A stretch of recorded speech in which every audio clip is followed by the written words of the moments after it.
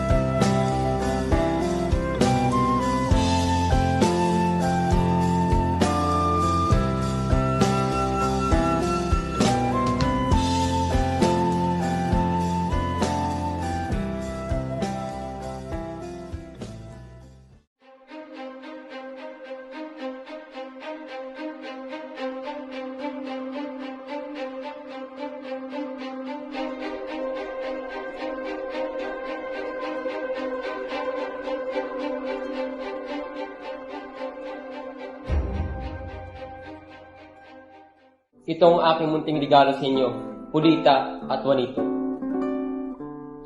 Kay ganda naman ng lamparang ito, Simon. Maraming salamat. Maraming salamat, Ginoong Simon. Labis ito namin na gusto. Maaari ko bang makuha ang inyong opinion, amigas, amigos? Maraming salamat sa pagdalo sa kasal ng aking anak at ng kanyang asawa. Lubos naming pinapahalagahan ang inyong presensya sa espesyal na araw na ito.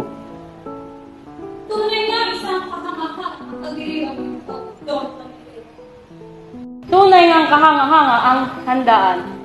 Binabati ko kayo sa inyong kasalan, Pulita at Juanito.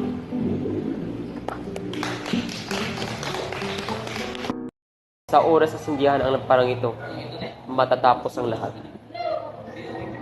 Napakaliwanag naman ng ilaw na ito. Talagang kakaiba ang regalo ni Simon.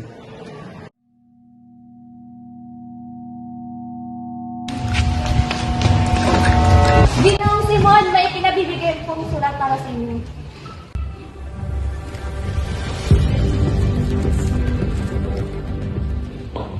Hindi maaari ito. Hindi pa itong tamang panahon. Kapag sumabog ang lamparang ito, marami ang inosenteng madadamay. Kailangan ko pigilan ito. Sa araw na puno ng kasiyahan, lingid sa kaalaman ng lahat na muntik nang maging isang trahedya ang pagdiriwang.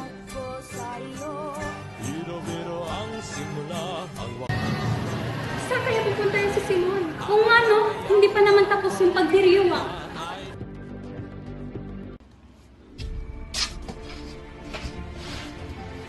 Mahina na ba ako? O may natitira pang konsensya?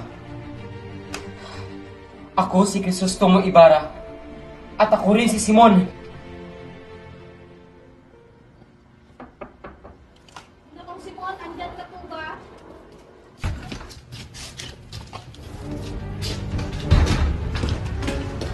Basilio, bakit napalito ka? Anong nangyari? Bakit hindi sumabog ang lampara? Dahil nalaman kong maraming inosente ang madadamay. Nasa loob si Simon! Hulihin siya! Basilio, tumakas na tayo!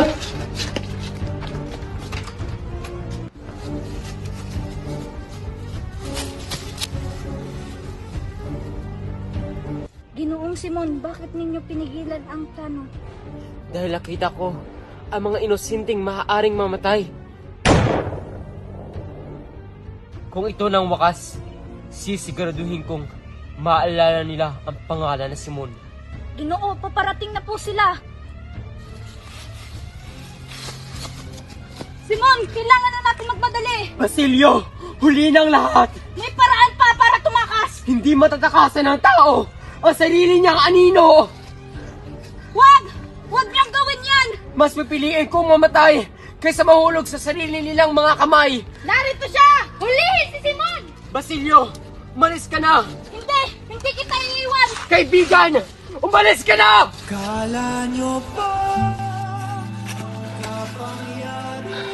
Sa ngalan ng pamalaan, ikay aming inaresto. Hulihin siya! Ako si Simon. Ngunit naging isa din akong Crisostomo Ibarra. Basilio, aking kaibigan, aking bayan, Maria Clara!